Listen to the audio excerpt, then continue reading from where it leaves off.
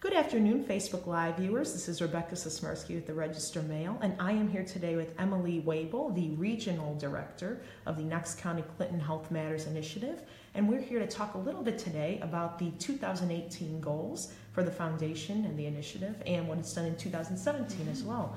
And Emily and I were talking a little bit about a plan then that the foundation has going forward in 2018 in terms of employers and getting them to meet for physical fitness.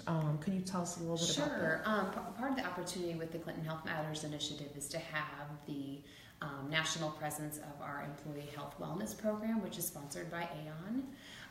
And we are so fortunate to have that support. We gather, we're working in tandem with the Chamber of Commerce here in Galesburg, so Jessica Linder is going to help us gather employers to create a toolkit for employers to use to make for a well workplace.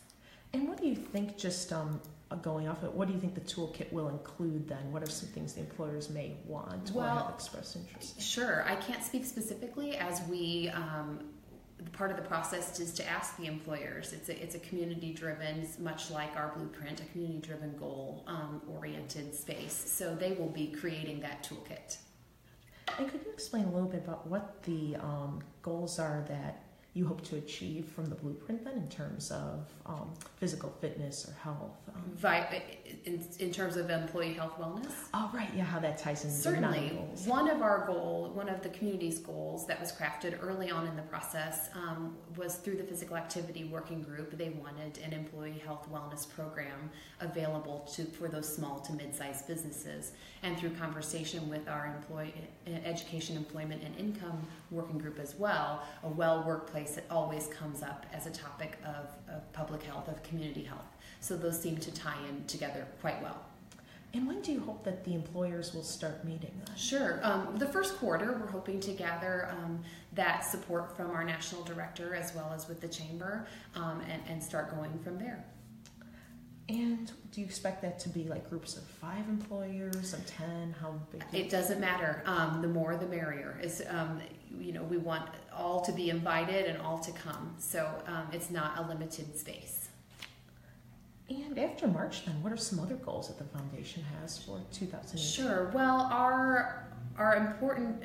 What I do is, as a neutral convener, is just gather people to discuss and to always point back to our blueprint goals. So we are working, we can point back to our success with our food forum in 2017 to kind of keep pushing that work forward. We've had a great successful run with our physical activity group. We Fit Together Abingdon, as well as We Fit Together Knoxville, are community groups that are gathering together to discuss health and wellness within those smaller communities. So we're hoping to get those to push forward. But those 9 social determinants of health each have a working group within that, and we continually meet to just redefine and realign and look to implement the goals and to push them forward. Yeah, I was going to ask then, how many working groups are there total? Are there 9? Mm-hmm. There are 9, yes. And what are they planning to work on in 2018? Well, it just depends on what the working group sees as the best action to take. But we always point back to those blueprint goals, which if folks are interested in understanding what the community determined as health goals, we have a website. If you Google CHMI Knox County, it'll take you to our blueprint to just see what those goals are.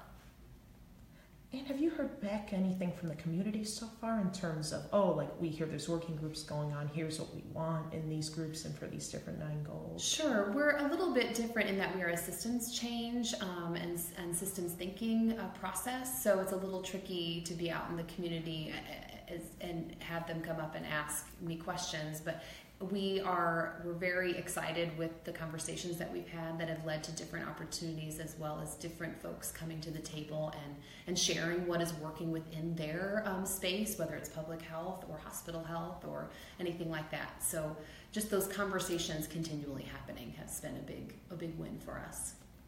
And now the Clinton Foundation, or I should say the initiative, is in its 4th phase now, right? Mm-hmm. Yes. implementation.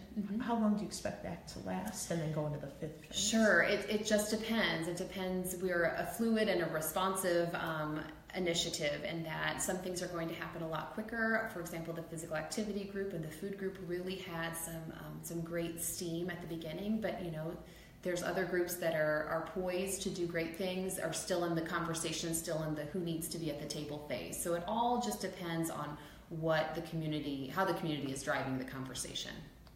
You mentioned too that food was a huge thing that you were hearing about. Why do you think that is, just in general, in Knox County? I think that food is a great equalizer, and that's been a topic of conversation.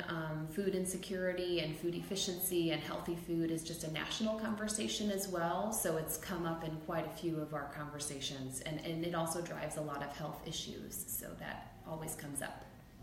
Is food need, though, like maybe in terms of like more people going to food pantries? Has that been an issue that you've seen so far in the information? Well, we haven't looked at that specifically from a data perspective. We have gathered food pantry leadership together to just talk about what they're doing and who they're servicing. So that's been a great conversation to have as a countywide to get those folks together. Food security is definitely a hot topic of conversation. And how does the blueprint then, just kind of, since that is a goal, is healthy eating, how does the blueprint hope to address that over time? Sure. Well, one of our indicators of success is to improve look at the efficiency of food pantries in the county. So we're talking with those folks to see how to best serve the folks who are of greatest need. To go back to then, I know, like you say, that this is a work in progress, takes some time, but when do you expect the foundation to have its final sustainability plan? Sure. Well, that's a great question, and I wish I had the answer for that. We are a very fluid process, and it just depends on how the community is poised to be ready for that sustainability plan to go forward. Right now, we are definitely in that implementation phase, not quite ready, but I see things maybe being talked about for a sustainability plan sooner than later, just depending on who takes the leadership. So we'll just wait and see. Based on other Clinton Foundation plans, though, for other cities, how does the structure look of the sustainability? That's a great question, and I can't speak to that because we haven't had too many communities wrap up just as of yet, but I can point you to the right person to answer that question. Kind of going off of the 9 health factor opportunities, what's another one that, I know you said the food one was a popular one. What's a couple more that the foundation hopes to focus on? Certainly. More in 2018? Clinical care access to care is a group that continually meets. That is, healthcare is the ever-evolving question in our society. So we continue to have those conversations to see how we can best support those goals that we have set. Our sexual health group met quite a bit in the summer and is gaining steam, but the holidays have allowed us to take a breather and to kind of recalibrate. So we're going to be starting off fresh with that as well. Our community safety group is looking to different projects all across. We are looking at models across the state to kind of align our goals with that as well. So the working groups are working at a steady pace. Some just are a little bit, I think it's also based on the community's readiness. The physical activity and the food group, they were ready. So we're just kind of slow and steady with the other groups. And I guess just a final question, how will the Clinton Foundation make sure that the blueprints goals, once the final sustainability plan is in place, how will they make sure that this is still implemented over time and isn't just another plan on the shelf? Certainly. I think just allowing and beginning our process with the community. The community set the goals. The Clinton Foundation did not come in and impose anything other than the process. The community drove the goals. They drive the implementation. And I am just the neutral convener and the facilitator. So the fact that it's all owned by the community will hopefully allow the work to be sustained. Real quick, too, to go back to 2017 and talk about some of the goals there. You said Abington and Knoxville were meeting. How was that a success? What did they actually do? Sure. Well, Abington and Knoxville are working with their We Fit Together groups, which came together after our Pack the Track events in the fall. They're looking at wellness within their community. Knoxville has a partnership with the YMCA, so they're looking at how to push that forward and how to address wellness from the community's eyes. Abingdon is looking at how they already have things in place, such as Feed My Lambs, which is a great community grassroots organization. So they're looking how to support that, how to implement that into their goals as well. So We Fit Together, Knoxville and Abingdon are in the very early phases, but they are looking at wellness and health from the very, very specific community level. And some of the other successes where there was a food fair? Food forum.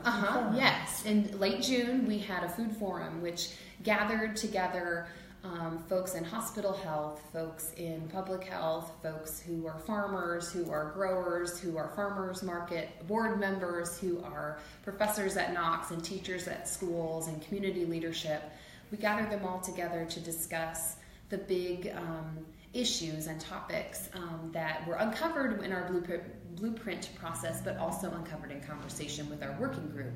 So that has led to some great conversation about food insecurity, and will hopefully lead to conversation about nutrition education, food hubs, as well as healthy eating.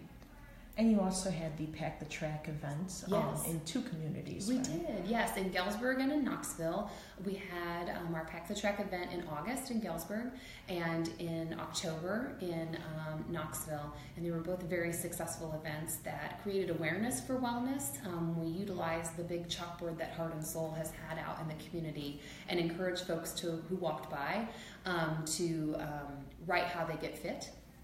And so that spurred on some conversation with the folks, the stakeholders who were there at the event, as well as the people who were there at the ball game. And MC Sports Inc. offered water bottles and koozies and coupons to their store for all those folks who walked the track in awareness of how simple it is to just get out and walk to be fit. So it was just kind of an awareness event, a kickoff event.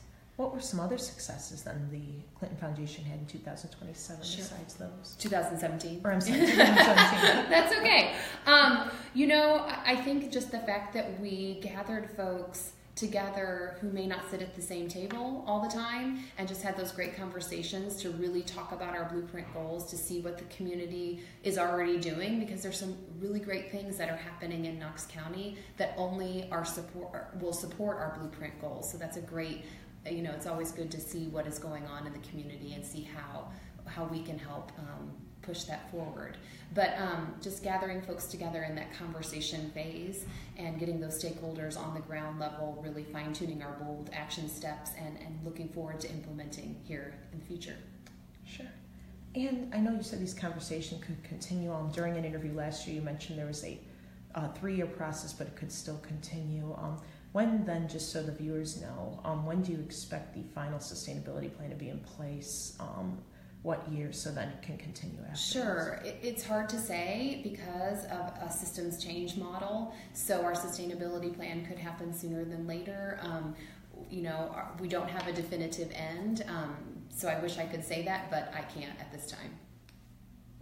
Sounds good. Well, thank you, Emily, for joining us today. And thank you, viewers, for joining us as well.